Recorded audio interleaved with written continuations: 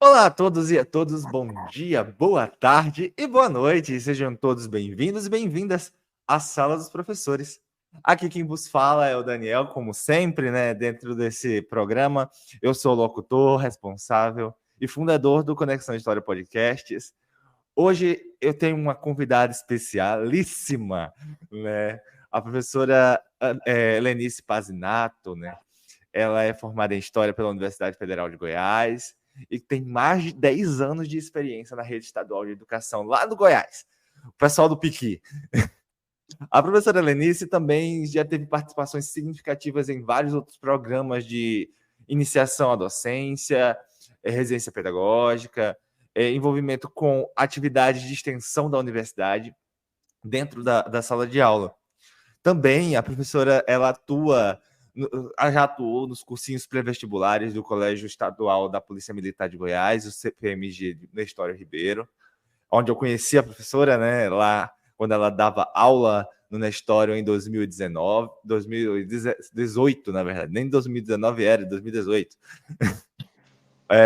Teve vários sucessos dentro da sala de aula e suas explanações conjuntas, né, com as coordenações para preparar os estudantes universitários, né, que estariam ali entrando na universidade com as novas percepções e perspectivas dessas avaliações externas, além do Enem, dos vestibulares também, né, que o público de Jataí tem as faculdades particulares ao redor, ali em Rio Verde, Goiânia, que eles também migram para essas universidades. Atualmente ela é professora hoje do Colégio Estadual de Período Integral Serafim de Carvalho. O colégio fica lá perto da Catedral, né, Helenice? Esse colégio? Fica sim. Lá na cidade de Jataí. Professora Helenice, minha amiga, né, de longa data, é um prazer ter você aqui. É um prazer imenso mesmo, é uma honra, porque você é uma das pessoas que me inspiraram a continuar na educação, de ver você trabalhar, de apresentar diversas formas. E é sobre essas formas que nós vamos conversar aqui hoje. Se você quiser falar alguma coisa para o nosso público que está te ouvindo, a hora é agora. Olá a todos e a todas. A satisfação é minha, Daniel. A honra é toda minha de estar participando desse seu projeto. Fico muito honrada. E eu acredito muito na educação, né? A minha luta já há quase 20 anos na sala de aula, né? Com diploma, são já 14 anos e sem diploma, 7. Então, é uma honra gigante estar participando e estar dividindo um pouquinho do meu conhecimento com você. Então vamos lá, né? Vamos entrar na centralidade dessas entrevistas. E assim, partiremos da perspectiva do próprio projeto, né? Que é a questão principal da formação de professores, desses novos professores, desses professores que já estão mencionando há muito tempo, como a secretaria, as escolas participam e fazem formação de professores em relação a temáticas importantíssimas para nós, quanto docentes, que cada vez mais nós estamos sendo requisitados, né, a tomar posição dentro da sala de aula, a falar sobre. E nesse intuito, esse episódio a gente vai dialogar sobre esse caráter humano, né, que tem que ser refletido dentro da sala de aula.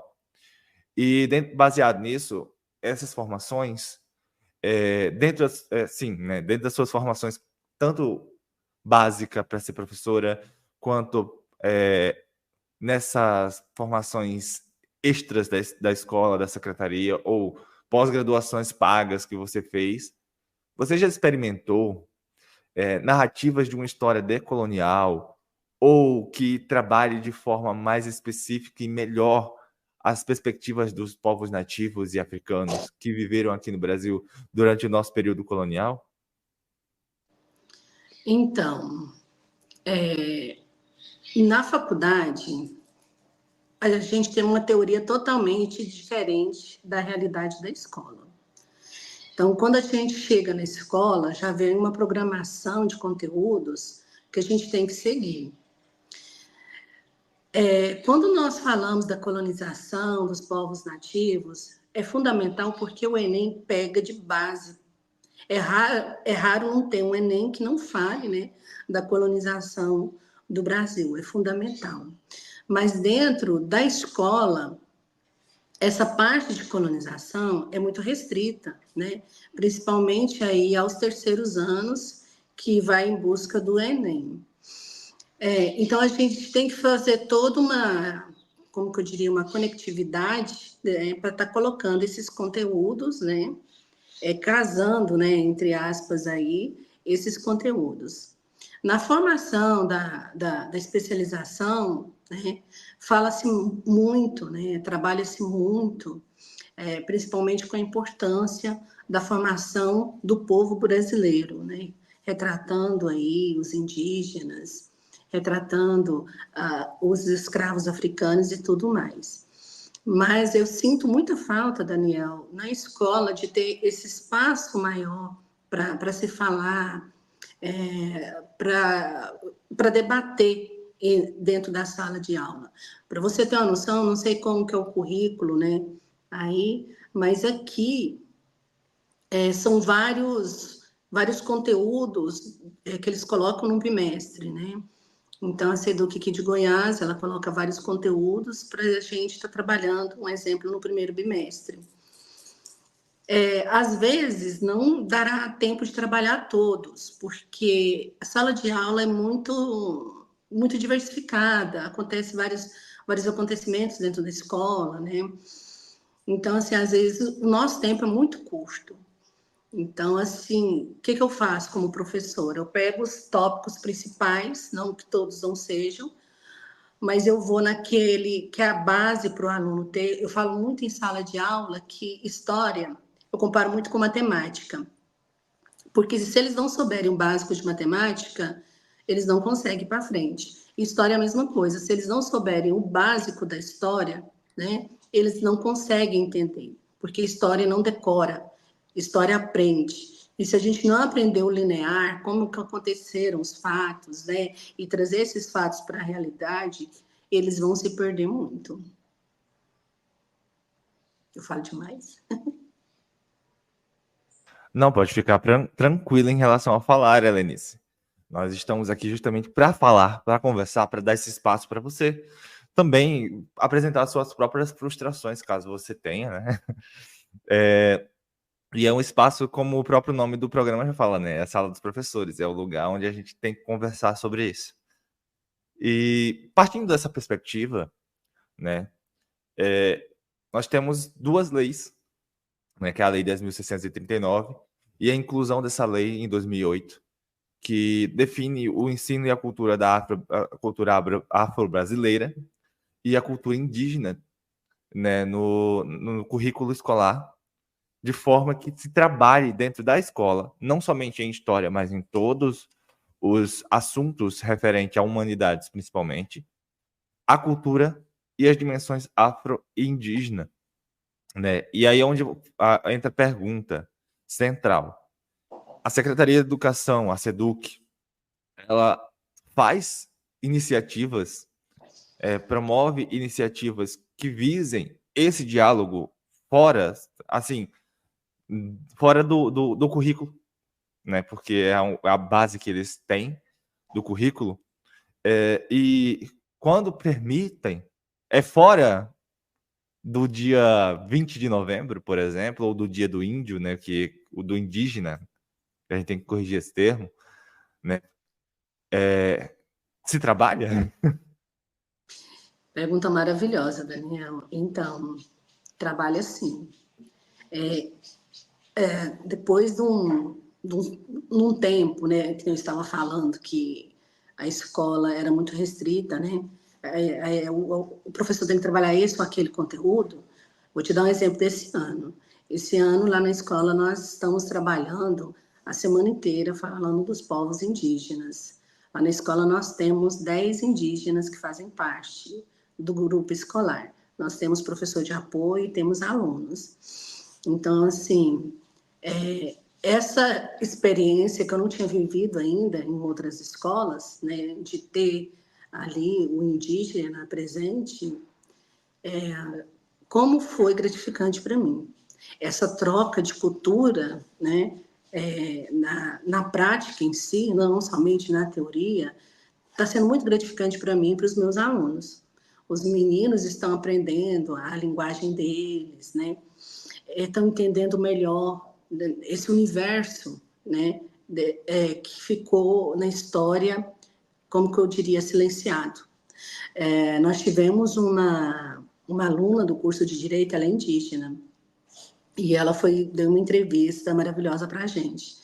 E ela estava questionando que a vaga para o indígena aqui na nossa cidade foi uma vaga para direito, só uma. Aí ela estava questionando quantas vagas tem para os outros alunos, né? Então, como que eu diria, essa lacuna que ainda tem, né? Ainda prejudica muito eles a quererem ir além só do ensino fundamental, ensino médio. Ela estava relatando que a irmã dela também queria muito fazer, mas não conseguiu. As notas são muito baixas, né? Porque ela na aldeia, eles aprendem o básico, né? Então, eles não têm cursinho, eles não têm como que eu diria, uma orientação melhor para o Enem, né? Porque os nossos alunos, eles têm toda essa orientação para o Enem. E eles não têm, infelizmente, essa oportunidade, né, de se prepararem melhor. Então, assim, quando a Seduc abre essa porta, quando ela abriu essa porta, foi maravilhoso, né? Que até então a educação falava-se muito, né? Mas na prática em si quase não tinha, né? Essa diversidade de estar relatando. E agora, que passou tantos anos, como que estão esses indígenas, né? Como que ficou essa questão das oportunidades? Pegar um aluno de escola pública com um aluno de escola particular antes era crueldade, né?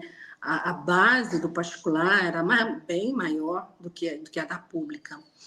Hoje eu vejo que a escola pública cresceu muito, mas muito. Cresceu em melhorias de sala de aula, cresceu, como que eu diria, ainda precisa melhorar muito, mas teve esse crescimento. Os professores mais qualificados, né? Que nem eu te falei, 7 anos eu trabalhei sem um diploma, e hoje o professor tem que ter o diploma para ir para a sala de aula, ele tem que estar fazendo cursos preparatórios. Claro que a gente ganha uma bonificação aqui em Goiás, né? E isso faz com que a gente queira fazer também esses cursos, não fique, né, no comodismo do dia a dia. Então, assim, eu vejo que a educação aqui em Goiás, ela priorizou investimentos tanto na escola como para o professor. E vejo também que essa abertura que está começando a dar, né, para esses assuntos em sala de aula é fundamental. Porque não adianta o Brasil ficar falando, que nem você questionou, somente no Dia do Indígena, somente no Dia da Consciência Negra e os outros dias. Por que a gente não fala? Por que a gente não comenta? Porque não se tem projetos, né? Então, a nossa escola, ela é muito, como que eu diria, abrangente nesse aspecto. Ela dá essa liberdade para a gente estar falando, mas é que nem eu te falei, a gente ainda tem que fazer, né, esse viés, esse casamento com o conteúdo para não sair fora. Mas eu acredito que a educação está indo pelo caminho certo. Eu acredito em melhorias daqui mais um Eu tempo. acho interessante, Helenice. Tá me ouvindo? Estou sim. E eu acho interessante que assim, né? Você agora está tendo uma inserção, literalmente, né? Desses aspectos culturais e tendo que trabalhar com os alunos que não são indígenas, né? Para que eles não cometam etnocentrismo em querer impor a sua própria cultura a eles. Porque é, é esse o propósito realmente, né? Da educação histórica, da consciência histórica, da representação cultural dentro da sala de aula, né, que cada um vem com um contexto diferente, de uma sociedade, de uma sociedade diferente, né, núcleos familiares diferentes, e estão dentro do mesmo espaço. E as escolas trabalham de forma, cada um, independente, né? E aí é onde entra a próxima pergunta, que a gente falou a respeito da SEDUC, né? Agora vamos centralizar aí os olhares sobre a coordenação e a direção da escola, que tem uma certa liberdade também em relação ao seu próprio calendário escolar. A SEDUC controla, mas eles também têm uma autonomia de pensar atividades fora somente do calendário escolar. Tem essas incursões, né, também dentro da escola, por meio da coordenação, né? Vamos fazer um projeto interdisciplinar entre história e geografia para falar sobre isso. Fora do eixo, né, que nem eu falei, fora do eixo 20 de novembro. Tem sim. Ainda bem que tem, né? No ano passado, vou dar um exemplo do ano passado. No ano passado, nós tivemos a parceria História, Psicologia e Direito. E nós levamos para a sala de aula um projeto maravilhoso, saudade daquele projeto. Eu até quero fazê-lo novamente, né? Mas é questão de tempo que ainda não tive, que vem aí as Olimpíadas de História, e eu estou batendo recorde aqui. Nós estamos já com 117 alunos inscritos, né? O ano passado lá na escola foram 6 e esse ano 117. Então, a correria, mas passando as Olimpíadas, vou correr atrás desse outro projeto que foi maravilhoso. Por quê? Porque eles levaram para a escola a parte do direito penal, né? Principalmente aí relatando, como que eu diria, tudo que a gente faz nessa vida, né, tem o lado bom e o lado negativo, e tem as punições para tudo isso. Então, eles levaram para os meninos, né, a parte do direito mostrando as punições, né, cabíveis à lei, com xenofobia, né, com racismo, com preconceito, com a aceitação do outro.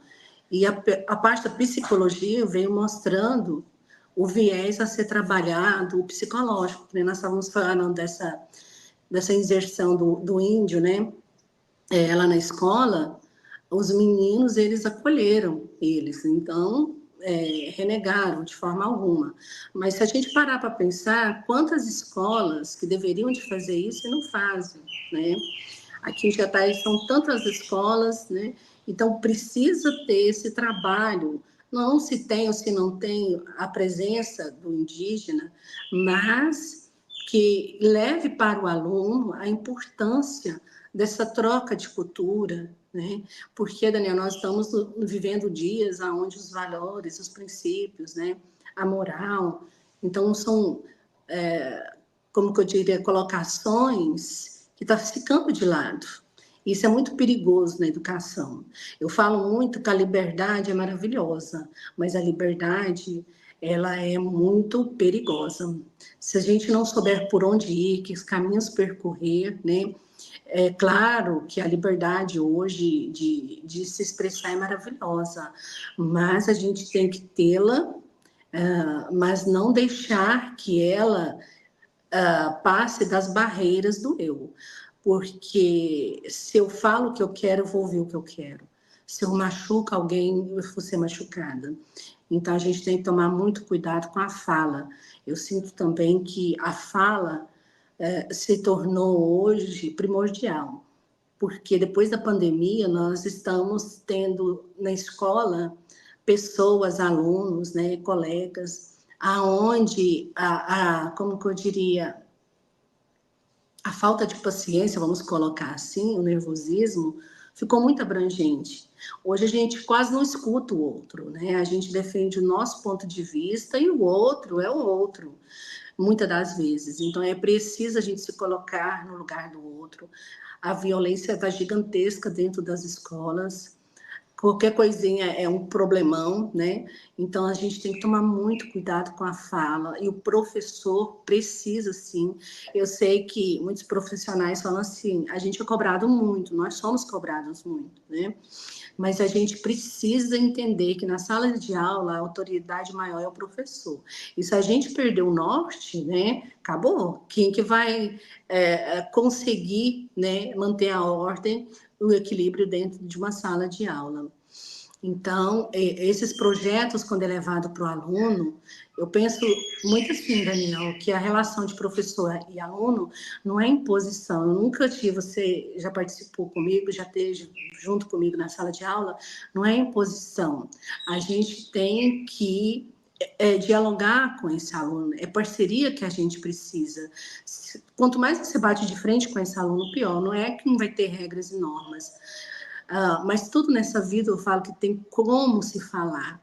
A gente tem que aprender como falar, como levar aquela situação, porque muitas das vezes, né, é a falta da palavra certa, né, que ocasiona todos esses problemas. Então, esse projetinho do ano passado, como eu estava falando, foi levado justamente para a turma que eu tinha maior dificuldade, né? Essa dificuldade não é de aprendizado, é a dificuldade dele entender que tem hora para isso ou para aquilo, né?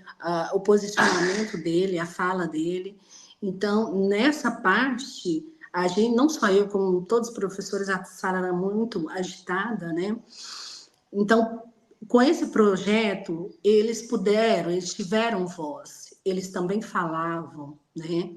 Essas rodas de conversas que nós tivemos, nós mostramos como que eu diria, todo o universo aonde as pessoas, né? Como que as pessoas se sentiam, né? Vamos pegar aí os indígenas, como que eles se sentiam dentro dessa civilização que não aceitou durante anos e anos, né? Essa rejeição, achando que lugar de indígena era na aldeia, não era num congresso nacional como nós temos hoje, né? Não era como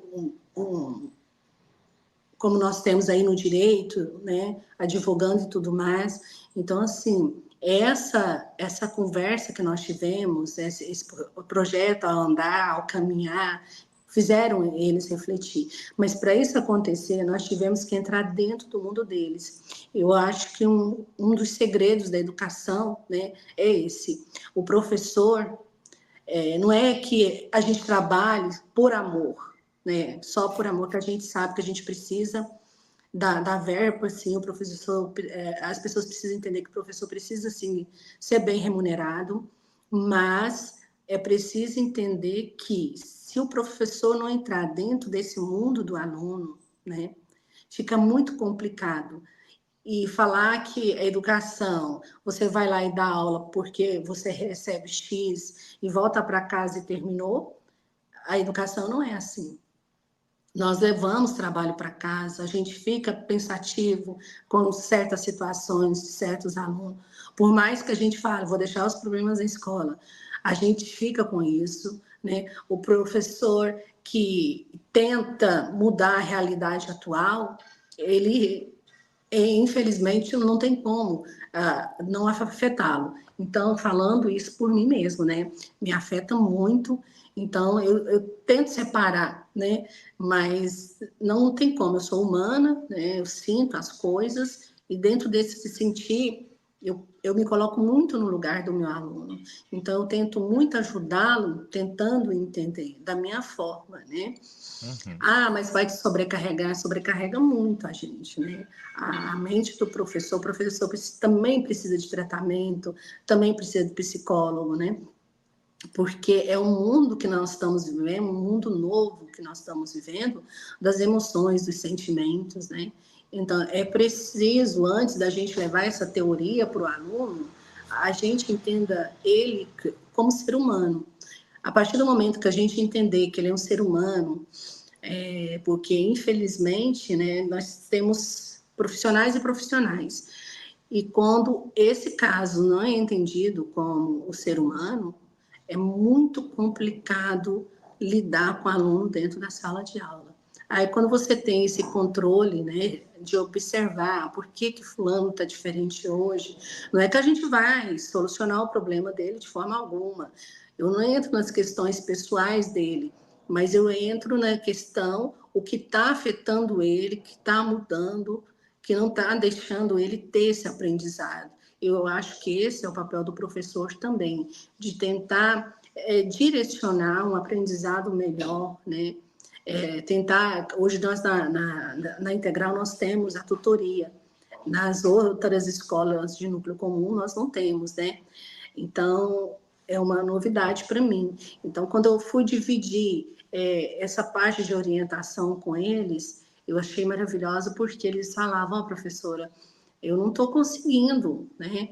Porque eu não entendo. Mas você não entende o que você não está entendendo? A forma do professor falar? Não estou entendendo a minha forma, né, de ficar concentrado naquela aula. Então, aí a gente busca por outros meios, né? A gente orienta, né? Como ele deve estar estudando em casa, o tempo que ele tem. Os alunos hoje também estão muito voltado para a internet demais, o celular é um grave problema, e tirar o celular do aluno, eu penso que não é a solução. Por quê? Porque a gente precisa do danado do celular para estar ajudando também, para estar dando esse suporte, né? A gente faz pesquisa, o poder da internet hoje é maravilhoso. A gente faz pesquisa que na minha época levaria aí 15 dias para fazer, a gente faz em 45 minutos, né? Numa aula a gente faz essa pesquisa. Então a gente tem que saber lidar, equilibrar tudo isso. Por isso que eu falo os acordos dentro da sala de aula, né? E quando o professor tem esses acordos, essa orientação, e ouve também o seu aluno, a gente tem que ouvir um pouco, não é só a gente impor, eu quero que seja assim, ponto. E o aluno não quer, por que você não quer, né? E tentar orientar ele nisso tudo. Eu penso muito, eu acredito muito, Daniel, que a fala, a conversa, o diálogo, né, é essencial. Se a gente não tivesse diálogo na educação, o nome já fala, educação. Então, não é imposição, né, o mando você obedece, nunca. A gente tem, sim, que saber lidar com todo esse mundo. Por isso que ser professor não é só o amor à profissão de forma alguma, a capacitação, a orientação, a gente precisa de estar nos qualificando, né, para entender melhor tudo isso. Quando eu olho para o começo da minha profissão e olho agora, né, a profissional que eu sou, que eu me tornei, eu fico pensando, nossa, a gente tinha que sair da faculdade com essa bagagem, porque, olha, cada coisa que eu sofri sem necessidade, né? Mas é isso, eu falo demais. Não, eu tava pensando aqui, gente, é muito lindo a Helenice falar, né, da sua experiência, né, Helenice? Você engata a quinta e vai embora, né? Porque eu vou lembrando, assim, de toda agonia, porque os meninos, quando eu me coloco no lugar deles, eu sinto, assim, a agonia que eles têm.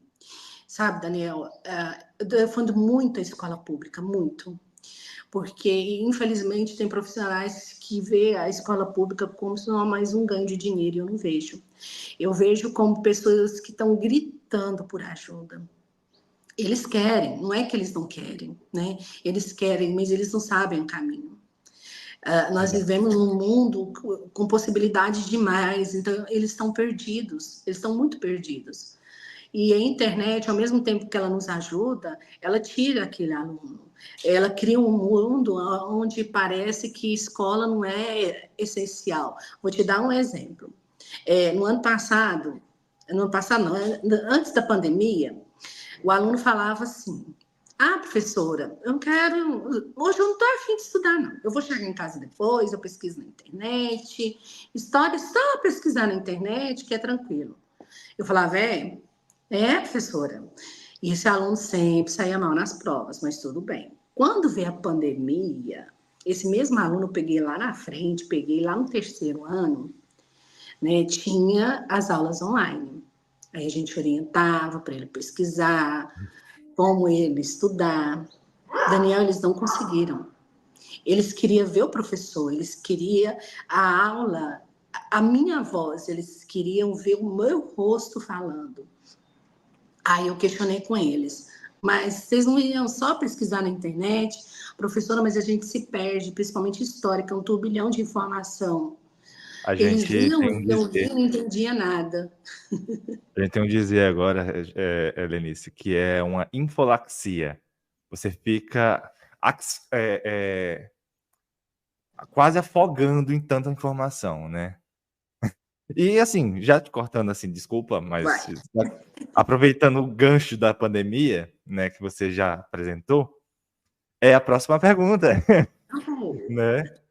O quesito pandemia, na questão da sua formação quanto professora e formação continuada, né? A gente foi bombardeado com 300 formas de dar aula na pandemia. E aí a pergunta é, né? Dentro da pandemia, as tecnologias elas foram evidenciadas, mas na nossa formação básica como professor e também na nossa formação continuada como docentes já atuantes, né? A secretaria se preocupou conosco para fazer essas inclusões de tantas plataformas para o ensino básico? Ai, que pergunta maravilhosa. Porque, Daniel, eu vou te contar uma história e para todo mundo. Olha o babado como foi grande. Foi Bota do a dia boca no para a trombone. noite. Foi do dia para a noite.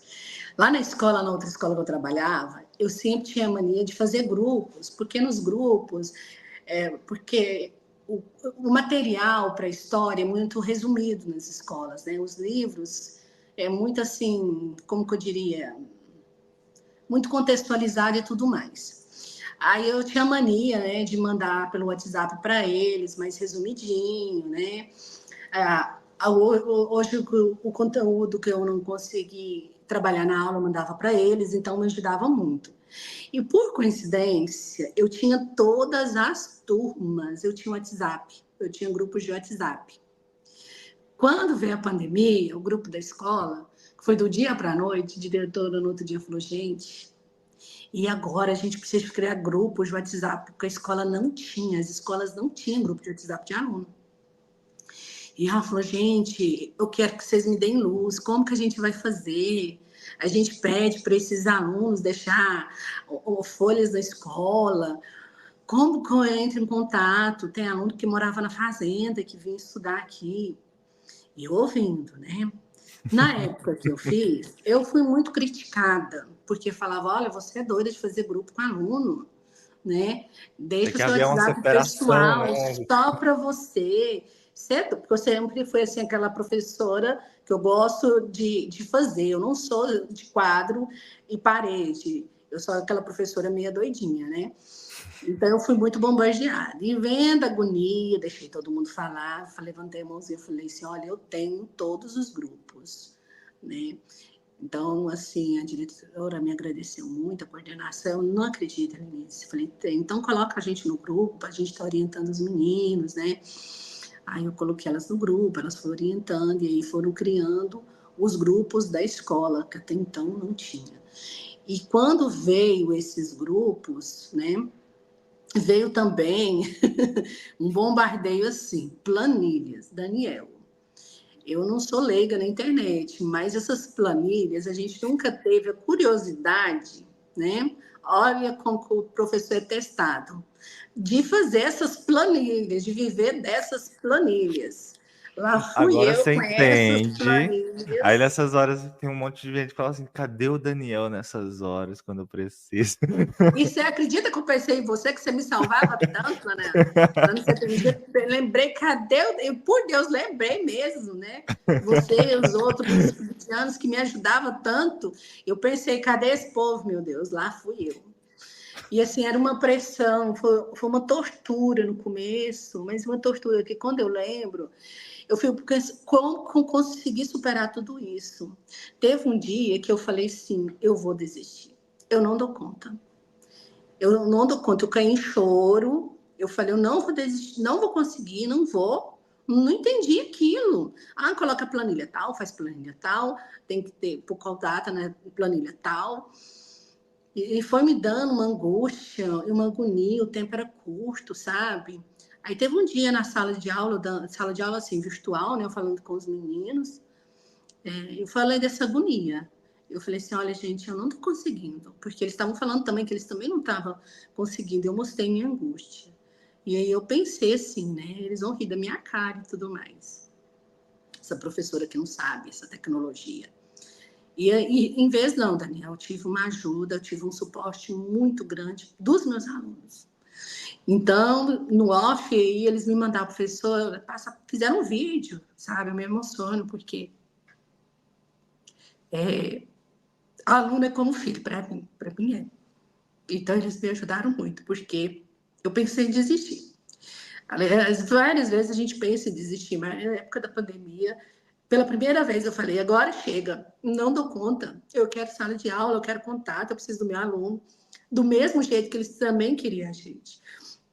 Então, é por isso que eu falo que sala de aula é uma relação além. Só quem vive, só professor e aluno sabe dessa relação, né?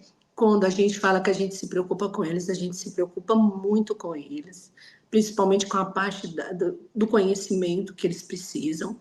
Então, assim, eu tive uma ajuda dos meus alunos eu tive essa ajuda. Aí a escola também se comoveu, que não foi só eu. Pensa, eu tô com 50, mas lá a gente tinha também professor de 60, 65. Aí viu a angústia e começaram os vídeos, né, mostrando, explicando. Mas eu já tinha esses vídeos por causa dos meus alunos. Mas foi assim, eu gosto de desafios também. Eu sou aquela professora que quando a pessoa fala assim, você não vai conseguir, eu falo, eu vou. Ah, você não é capaz de falar, eu sou. Eu gosto desse desafio, sabe, Daniel? Eu gosto Uhum. de ser testada. E aí, isso, o que me ajudou na época da pandemia, foram aqueles alunos que eu ficava brigando, que eles ficavam com celular, com não sei o quê, por isso que eu questiono. A gente tem que saber lidar com esse celular, porque ele também é nosso aliado. Ele foi, durante a pandemia, a nossa aliada. Se não fosse as redes sociais, se não fosse o vídeo, como que a gente teria levado essa educação? Tá certo que a educação ficou uma lacuna muito grande. A gente não pode falar que o aprendizado foi o mesmo que presencial, nunca, né? A gente precisa do presencial, a gente precisa do professor, e o professor precisa do aluno, a gente precisa desse contato, é uma troca. Mas foi o que aliviou aí uns 60%, porque o prejuízo podia ser maior na educação. Então, a gente sabe que eles também são parceiros nossos. Por isso que eu falo para quem está formando aí para ser professor, a gente tem que ter a teoria, sim, é essencial, a gente tem que saber. Mas, acima de tudo, nós somos seres humanos. E a gente precisa de levar isso para a sala de aula. A gente precisa saber ou tentar entender. A gente não vai acertar sempre. Eu não sou uma professora que eu acerto sempre. Eu tenho meus defeitos também, e muitos, que são vários, né? Mas dentro dos meus defeitos, eu tento achar soluções ou caminhos, né? Ou um pouquinho do que eu puder contribuir para eles. Eu acho crueldade o professor soltar da mão do aluno e falar, se vira. Nunca que eu vou falar isso para um aluno meu, jamais. Eu falo muito para eles, se eu não posso ajudar, eu também não vou jogar eles no buraco, de forma alguma. Então, eu acho que a educação tem solução, né? A formação que está tendo está concentrando muito nesse lado humano, né? Os meus estagiários que eu tive na escola, né? Que terminou o mês passado o estágio deles, eles já estão com esse olhar, né? Que sala de aula é além de só ganhar dinheiro, né? A gente precisa ter um outro olhar. Ser professor não é para qualquer um. Não é. É uma profissão, quem tem em mente, vou ganhar dinheiro, primeiro que não dá tanto assim. Pelo que eu faço, o Estado tem dívida comigo, hein? Não dá tanto dinheiro assim, não. É porque não é também um amor, não é isso.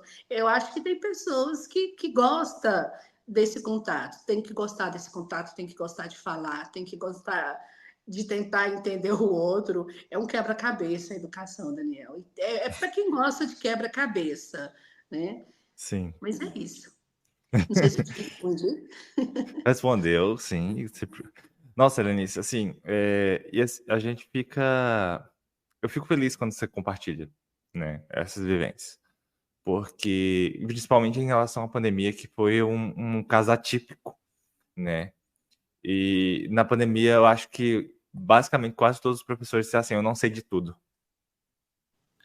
E muitos professores recorreram realmente aos seus próprios alunos para dar esse suporte, né? Não ficaram somente esperando a secretaria ou a escola falar alguma coisa, encaminhar alguns vídeos para poder ensinar, né? E eu acho válido isso. E você está apresentando realmente, assim, né, o passo a passo de como tudo aconteceu, que é uma coisa que às vezes a gente quer esquecer, né? Esse sofrimento, vamos dizer assim. E aí onde entra, né, finalmente, o quesito assunto, né? Assuntos trabalhados nesse pós-pandemia, principalmente, né? Pandemia e pós-pandemia, porque agora a gente tem um público de jovens e adolescentes totalmente diferente do que a gente tinha antes da pandemia. E quesito metodologia e aprendizagem, né? Que eu sei que você é uma pessoa que inventa metodologia. Inventa, Gosto desse projeto. transforma, como diz a lei de Lavoisier, né? Na natureza nada se cria, nada se perde, tudo se transforma. Você faz isso, você transforma as metodologias para que o aluno entenda, né? E assim, eu falo particularmente porque eu acompanhei seus videozinhos postando lá as fotos com... Você vai falar um pouco sobre, mas eu acompanhei, né, um pouco desse caráter seu metodológico. E aí vem a pergunta, né? Dentro da sala de aula, quais principais assuntos que são trabalhados no currículo, eles são de difícil aprendizagem? E, baseado nessas aprendizagens, quais são as metodologias ou a metodologia que você utiliza para que seja mais aproximada para eles entenderem como é que funciona esse assunto? Difícil, né?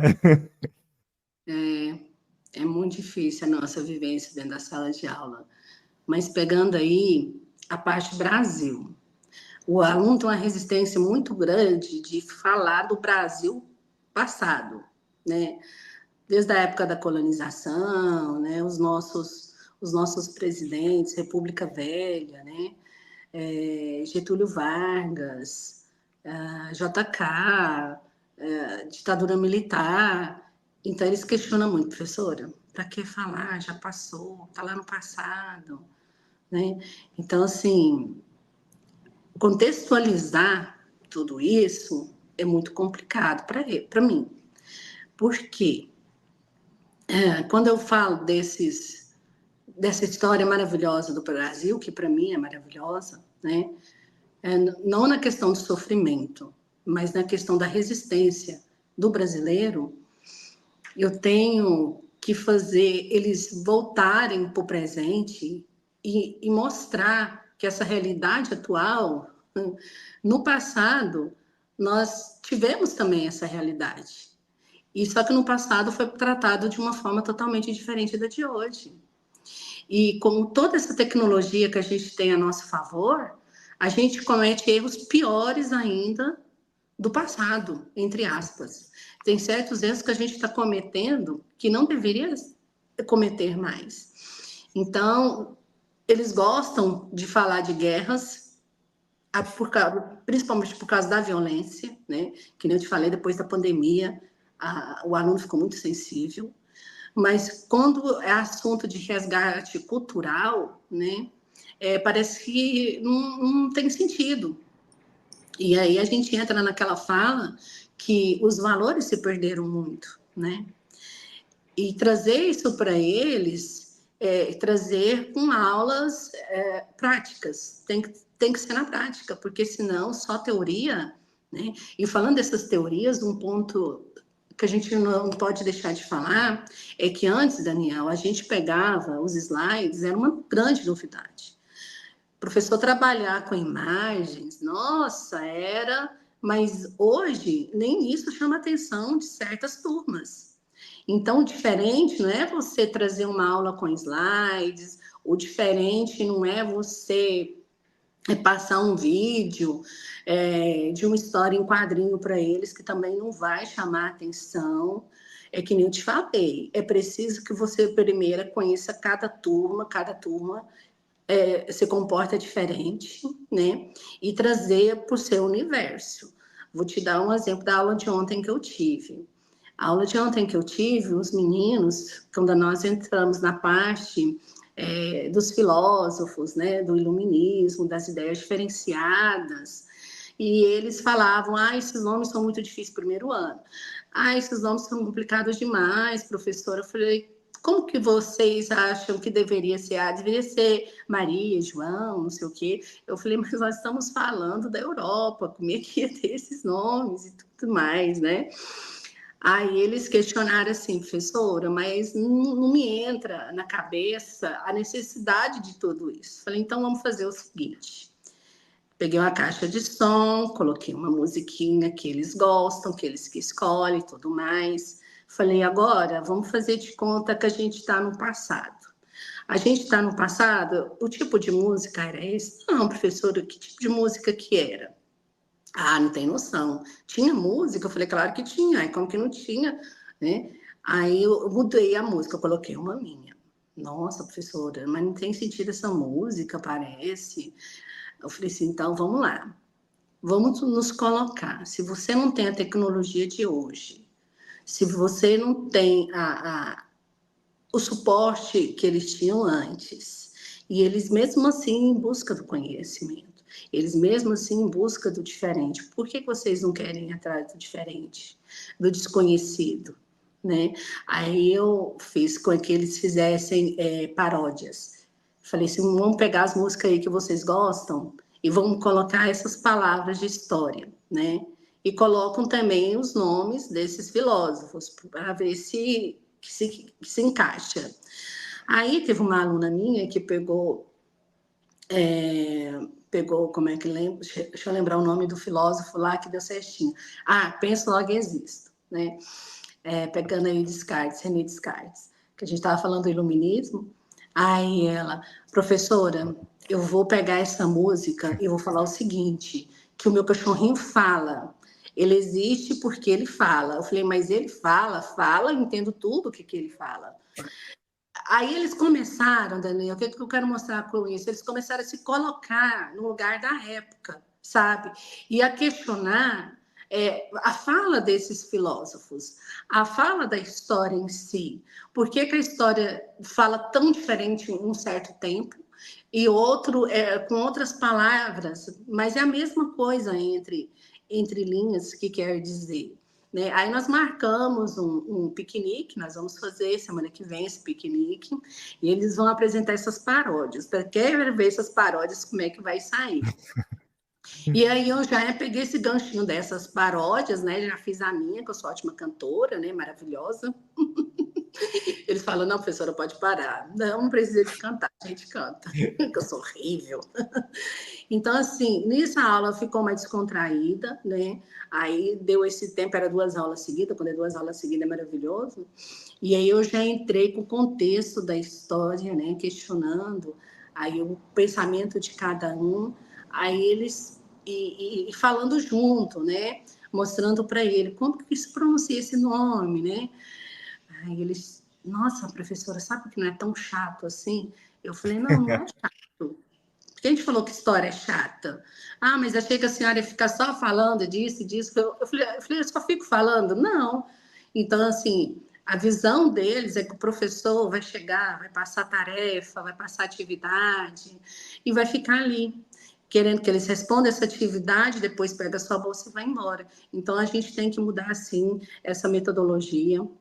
E eles ficaram felizes demais, já organizaram aí os bolodices aí que vão estar levando, bolo de chocolate, pão de queijo, não sei o quê, vou perder o meu regime, eu sei, né?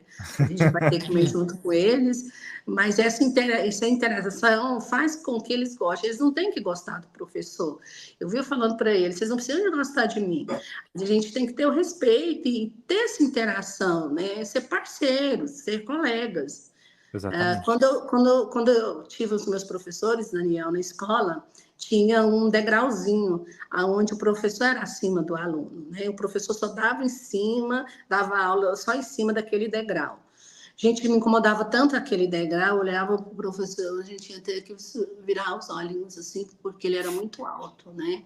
E hoje em dia não, hoje em dia o professor é ali junto com o aluno, tem que ser do lado do aluno, para a gente conseguir minimizar esses graves problemas que ficaram na educação, principalmente a parte psicológica deles, está muito, muito afetada.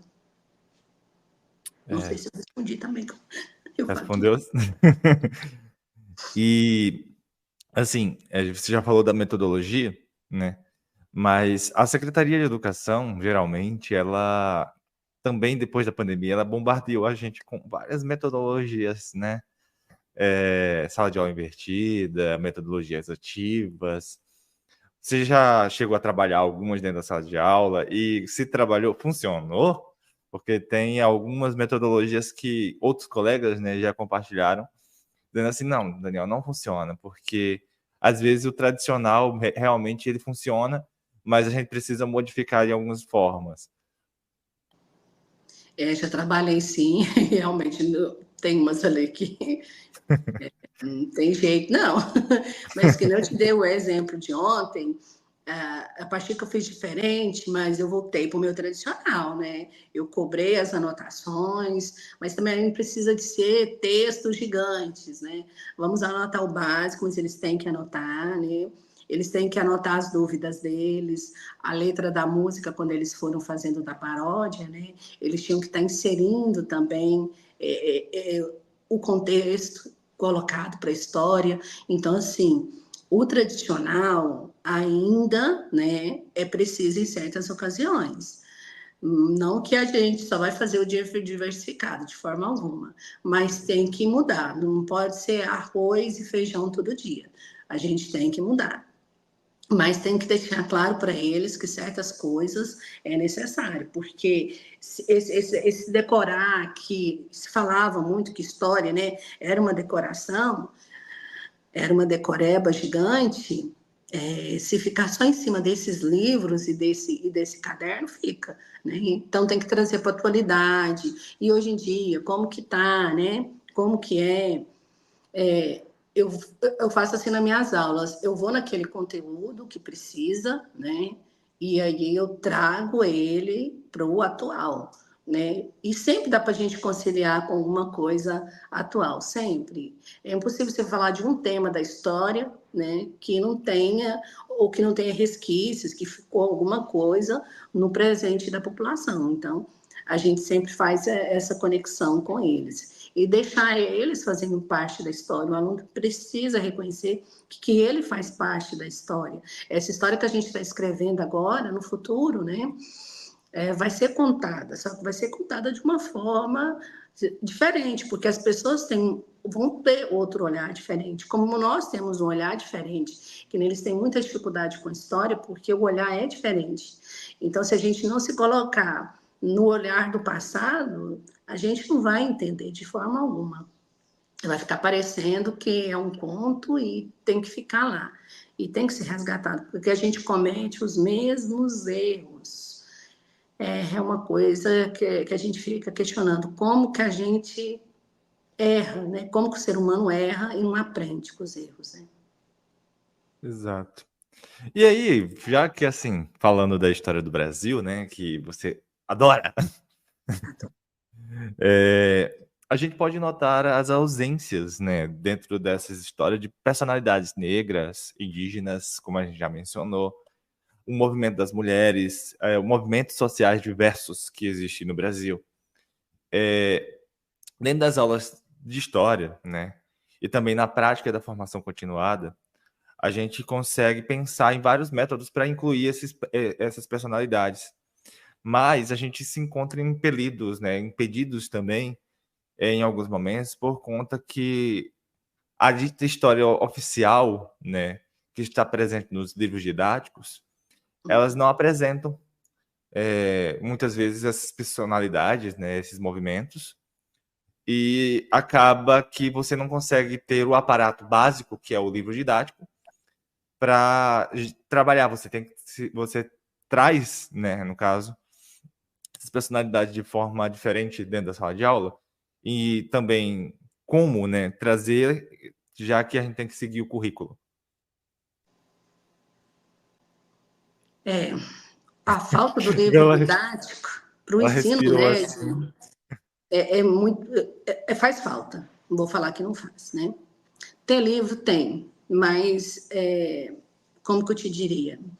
Os poucos que tem, não é que eu estou falando mal do conteúdo colocado lá de forma alguma, mas poderia, na minha visão, ser melhor.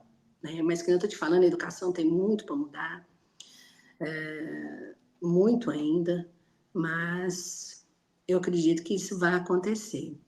Mas essa dificuldade é muito grande, porque a gente trabalha muito parecido com faculdade, né?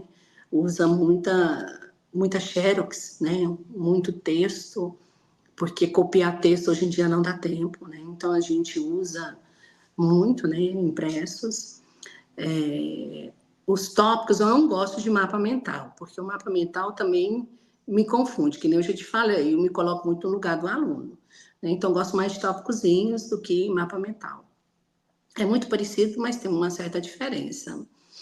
E quando você traz, eu também trago as imagens, mas falando de slides, né? Slides carregados demais, o aluno nem vai olhar. Ele se interessa, por exemplo, uma imagem engraçada da fase dele, por exemplo, primeiro ano, né? Se eu trazer uma imagem engraçada de Dom Pedro II, vai chamar muita atenção dele, né? Por que ele está assim, né? Quem foi ele? O que ele fez, né? A história da monarquia no Brasil foi gigantesca, infelizmente, dentro da escola. Se você tiver aí um mês para falar, é muito, né? Que é uma crueldade, que eu penso que deveria, sim, de entender, né? Essa monarquia, essa colonização que nós tivemos, para depois ir adiante. Mas, enfim, como são muitos conteúdos, a gente enxuga o máximo, né? E traz para eles. Pesquisar. Se você passa pesquisa para ele vai lá na internet, copia e cola. Não adianta. Você pode falar. É raro o aluno que lê e faz a sua interpretação. Tempo, né? E eles querem muita praticidade. Então, esse problema aí da metodologia qual está utilizando, né? Realmente as suas colocações, o seu conhecimento que você tem que passar, porque o aluno, do nada, ele te faz uma pergunta, o que aconteceu em 1320? Aí você está falando de 1889, né, do início da República. E aí ele te questiona, aí você tem que voltar, fazer a junção de século, né, para estar adaptando como que estava acontecendo, porque você não pode deixar o aluno sem resposta. Mas você não pode também dar respostas erradas. Então, você precisa estar preparado também nessas partes de séculos, né, de datas, o que aconteceu, mais ou menos, para você dar uma informação para ele. Aí eu falo, gente, eu não sou um computador, não é tudo que eu sei, né? Tem muita coisa que a gente não se lembra, né? A mente da gente não é tão complexa assim. Mas eu, pelo menos, dou uma orientação para ele. Agora, deixar ele no vácuo, eu aconselho a ninguém fazer isso. A gente tem que dar uma resposta mais ou menos plausível para o aluno. E aí eu questiono com ele, e aí, você sabe me responder atualmente o que está acontecendo isso? Isso? Não, não sei, professora. A atualidade deles é muito limitada. O aluno está vivendo, parece assim, entre aspas, também numa bolha, né? Aonde a internet que mostra é o que eles veem. Telejornais, por exemplo, é raro o aluno que assiste um telejornal. Eu acho desnecessário. Né? Então, assim, as formas da gente estar trabalhando com essas metodologia invertida, né? Deixar o aluno ser protagonista, mesmo assim, o professor tem que estar do lado. Não adianta, senão ele não vai. Ele faz tudo que a gente propõe, mas a gente tem que estar auxiliando, mostrando, né? Orientando o que é correto, o que não é, porque tem muitas fakes por aí que eu falo, Jesus Maria, Vocês acreditaram que foi assim? Ah, professora, eu fiquei em dúvida. Então, é por isso que eu te falei, a gente precisa muito, mas muito do professor. O professor faz toda a diferença. E eu fico preocupada porque no futuro nós não teremos tantos professores, né? Porque essa falta de professor vai ter, infelizmente, né? Por vários fatores, né? Nós vamos ter ainda uma falta gigantesca de professores. Já estamos tendo, né? Na verdade, muita falta do profissional. E por isso que o ensino superior é fundamental nessa formação, para estar incentivando, não só fazer o curso de história, mas estar indo para a sala de aula. Quem faz licenciatura de história tem que ir para a sala de aula, né? O Estado precisa, o Brasil precisa, as pessoas precisam desse professor. Eu tenho muito estágio, muitos estagiários que falam, não, eu estou fazendo só para fazer curso, para fazer concurso, perdão. E aí eu fico questionando, mas para que você está, então, em licenciatura? É professor, tem que fazer, né? Tem que ir para a sala de aula. Então, eu acho que a faculdade, ela também tem que pensar, a gente está trabalhando com esse universitário na parte psicológica dele, dessa orientação, que precisa muito desse incentivo, né? O ensino básico está fazendo a sua parte. Nós estamos colocando bastante alunos nas universidades. Aí vem a pergunta, por que esse aluno não fica lá? É um jogo de empurra. Aí fala, não, o ensino médio não preparou, né? Mas o incentivo que o médio dá, né, para esse aluno ir para a universidade é gigantesco. Só que o ensino superior, ele tem uma outra leitura sobre o aluno, né? O aluno tem que ser independente, né, fazer as coisas por si só, e eu vejo como um problema muito grande. Eu tenho aluno que entrou na faculdade e fala, professora, eu não tenho orientação, eu não tenho, não questionando de forma alguma os profissionais, né, da faculdade, de forma alguma do curso superior, mas precisa, nesse mundo, dessas dificuldades, dessa lacuna que ficou, tanto nós professores do básico, né, a gente, nós nos tivemos que nos adaptar, o professor também do superior tem que se adaptar a essa realidade, a saber lidar com esse turbilhão de alunos que estão entrando e no primeiro período estão desistindo, né? Nós estamos tocando um outro assunto que aqui em Jataí teve demais, muitos alunos, né, tirando sua vida porque não dá conta. É muito pesado, mas não é facilitar, professor, é facilitar? Não é facilitar, não é diminuir o aprendizado de forma alguma, mas é tentar achar soluções aí, né, que diminua esse grande obstáculo que está tendo para o aluno ir adiante. Não teve um aprendizado correto no ensino médio, que nem eu te falei, as escolas estão caminhando, a gente está melhorando. E eu vou ser aquela professora que vou defender sempre a educação pública. Nós estamos caminhando. Não é fácil, mas tá indo. E a gente precisa também ter parceiros no curso superior. Aqui em Jataí, graças a Deus, a gente tem uma... Falando do curso de História, nós temos um suporte muito grande, né? Os professores também estão se adaptando, eles também estão tendo esse olhar. Eu converso muito com os professores de lá, que eles também estão tendo, né? Principalmente na área da pesquisa, com o aluno, por causa dessa rede social, dessa internet, né? Ele tem um olhar que é só ir lá, Ctrl+V, Ctrl+C, é plágio, é crime. Essa dificuldade de pesquisa é gigantesca. Aí entra o fundamental e o médico que precisa também trabalhar nessa visão de estar preparando eles melhor, né, para estar entrando nessa faculdade. Então, assim, o curso também está tentando, né?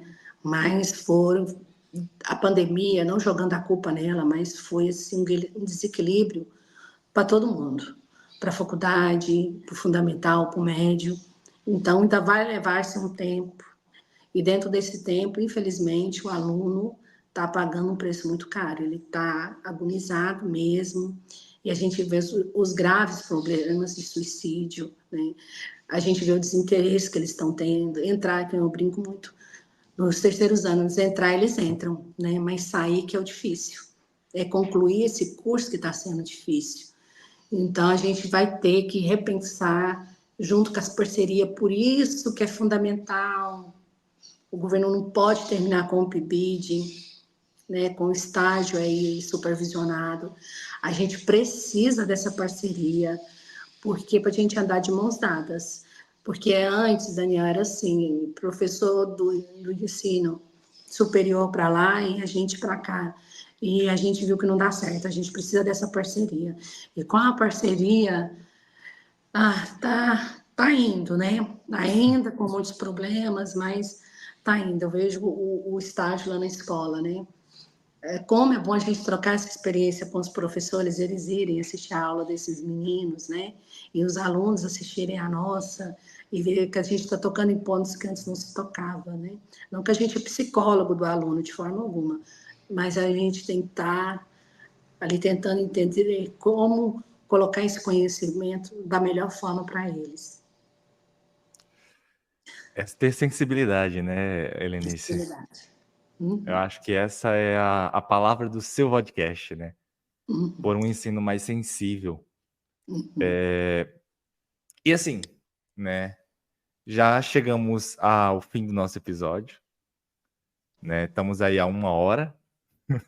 Coisa boa, passou depressa, Vai hein? ser o podcast mais longo que a gente tem aqui. Eu já peço até desculpa a quem está nos ouvindo, mas é válido demais a fala da Helenice, que está aí vivenciando, né? Experiências únicas. Eu costumo falar que a pandemia ela foi um grande indicador, né? Literalmente. Ele está indicando a dor que a gente tem dentro do ensino básico, do ensino médio, do ensino fundamental, do ensino superior, as lacunas que precisam ser ocupadas e preenchidas para que possa realmente funcionar de forma eficaz. A educação ela precisa realmente notar, né, a existência e ter essa sensibilidade de tentar reparar esses caminhos.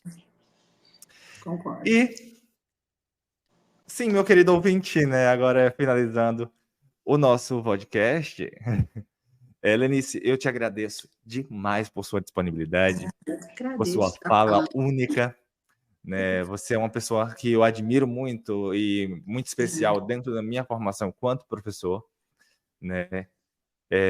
São poucas as pessoas que eu posso dizer que realmente têm essa influência dentro do que me formaram como professor, e você é uma delas, né? Uma das pessoas que eu admiro demais. Não é à toa que quando eu pensei para representar Goiás, só a Helenice. Porque Oh, ela meu Deus! já não tem papas na língua, né? Responsabilidade.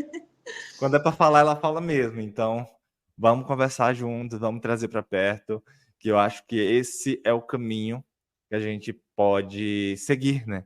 E é justamente isso, né? Essa sala dos professores, você vai perceber quando você assistir os outros vídeos que os outros professores dos outros estados, temos aí Paraíba, Alagoas, temos Minas, Rio Grande do Sul, Paraná, São Paulo, com outros professores que estão compartilhando suas experiências também, estão falando sobre essas suas dificuldades.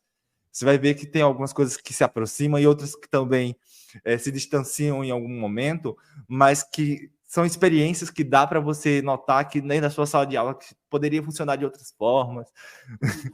E assim, é esse ambiente que realmente eu pensei, disse assim, olha, eu vou escolher fazer podcast justamente por isso. Porque além do recurso visual, né, que é mais trabalhoso, né, do que um mero podcast, a gente tem essa noção de proximidade. Nesse quesito, a internet é maravilhosa, né, de deixar a gente próximo. Eu estou aqui no Paraná e ele está lá em Goiás, e a gente está conversando. Então, temos essa proximidade e é válido demais, demais, demais. E assim, mais uma vez, eu te agradeço, né, por você tirar esse tempinho.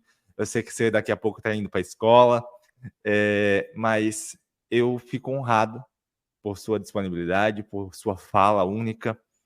E eu agora agradeço, me dirijo aos nossos ouvintes, né, que estão assistindo esse podcast, que vão ouvir esse podcast também lá pelo nosso canal do Spotify, né?